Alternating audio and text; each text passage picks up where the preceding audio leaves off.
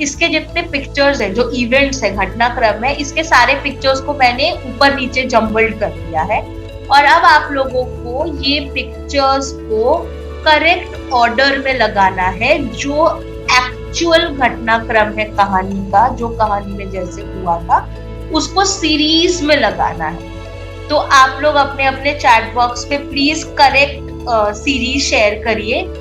दोई भी आप भी बताइए मुझे कि आपको क्या लगता है, करेक्ट ऑर्डर क्या है। स्टोरी आप सब लोगों ने पढ़ ली है तो प्लीज शेयर करिए। बिल्कुल विदिशा, आपने तो आज बहुत सारे सवाल लेके आ गए हैं, बहुत सारे एक्सरसाइज हमसे करवा रहे हैं, तो अच्छी बात है, हमें बहुत मजा भी आ रहा है। विदिशा, हमारे साथी जरूर शेयर करें, इसको क्रम में सजाने के लिए मुझे मदद जरूर करें। मैं भी कोशिश करती हूँ, मैंने एक झलक तो पहले कहानी देख लिया, उसको पिक्चर्स की मदद से मैं जितना याद है मैं कोशिश कर रही हूँ। तो मुझे तो जैसे पिक्चर को देख के अगर मैं बोलूँ तो मुझे लग रहा है कि एक नंबर तो सही है कि ब्रूनो और उसके मुकुंद दोनों बाहर जा रहे हैं, फिर हो सकता है दोनों बाहर चले गए, फिर वो पार्क में जा रहे हैं, 6 नंबर।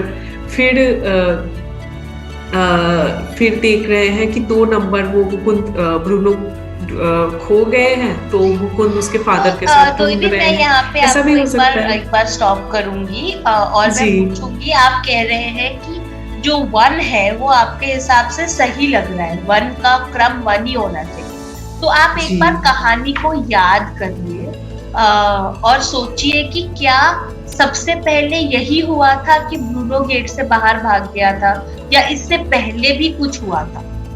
बिल्कुल, मुझे तो अभी याद आ रहा है, और हमारे साथी भी हमें मदद कर चुके हैं। शायद थोड़ा सा गलती मेरे से हो गया कि मुझे लग रहा था कि पहले शायद वो भाग गया या बाहर जा रहा है फिर खेल रहा है। तो 5, 1, 2, 3, 6 और 4 ये हमारे साथियों से ज्यादातर आए हैं, और हमारे साथी भी अलग अलग तरीके से इसको कहानी को नए से बुनने की कोशिश भी कर रहे हैं।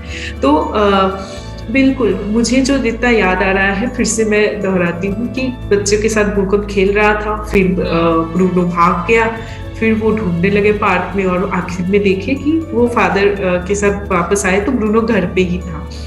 तो ये क्रम है। हमारे साथी भी बहुत सारे हमारे साथी ने शेयर किया है। दुर्गा जी, ममता जी, मनीषा, खिरेंद्र, ममता, मुकेश, बहुत सभी लोगों ने सही क्रम पहचान लिया है दोनों। तो मुझे यहाँ लग रहा है कि कहानी तो सबको समझ में आ रही है ना।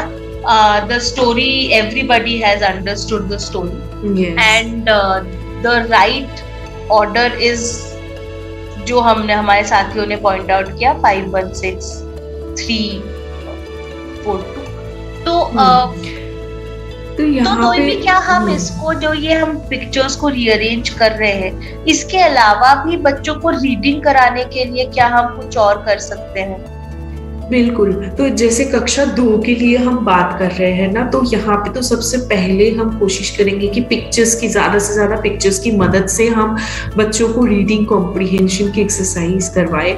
और जैसे कि आपने पहले भी शुरुआत में किया था कि पहले पिक्चर आया, उसके बाद आप सेंटेंस लेके आए थे, और बच्चे उसमें फिंगर रीडिंग कर रहे हैं। तो बच्चे पिक्चर्स के साथ सेंटेंस को फिंगर रीड करके बच्चों को पता चल रहा है कि हाँ, इस पिक्चर के लिए ये सेंटेंस है, और वो जब पढ़ रहे हैं उसको कॉम्प्रिहेंड भी कर रहे हैं। तो अगले एक एक्टिविटी रीअरेंज करने के बाद एक एक्टिविटी हम कर सकते हैं कि हम कक्षा में वही सारे सेंटेंस एक चार्ट पेपर में लेके उसको एक रूम में हम एक कॉर्नर में डिस्प्ले कर सकते हैं, और बच्चों से फिंगर रीडिंग करवा सकते हैं कि कौन से सीक्वेंस में स्टोरी कैसे आगे बढ़ा। और बच्चे जब फिंगर रीड करेंगे, इसको बार बार पढ़ेंगे, उनको भी समझ आ जाएगा कि अच्छा, स्टोरी में पहले Mukund and his dog Bruno were playing in the garden, they were playing in the garden, then Bruno saw the gate open and he ran out. After gate तो वो ब्रूनो भाग गया, and then they start finding Bruno in the park, in the garden. तो last ये हुआ कि Bruno came back, Mukund when Mukund came back to home, तो देखा कि ब्रूनो इज ऑलरेडी देयर।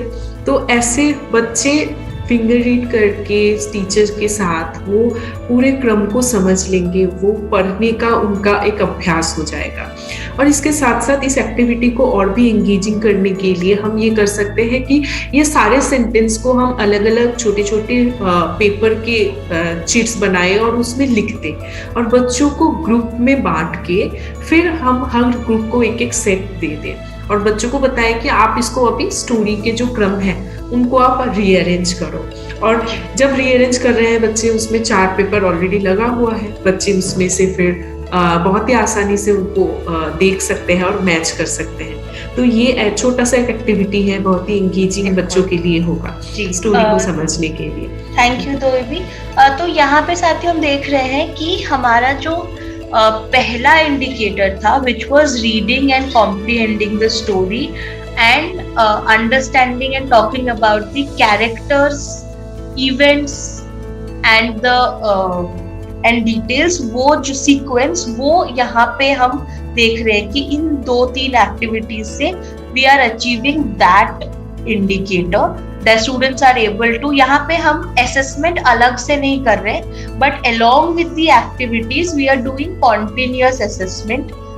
जब वो pictures को सही क्रम में लगा पा रहे हैं या when they are able to arrange, जो sentences को arrange कर पा रहे हैं, तो हमारा साथ में assessment भी हो रहा है कि students have understood the story or not, we get to know about that, and if they have successfully completed the activities, everybody can do the activities, then we see that our indicator, जो हमारा आज का indicator objective था, वो it is achieved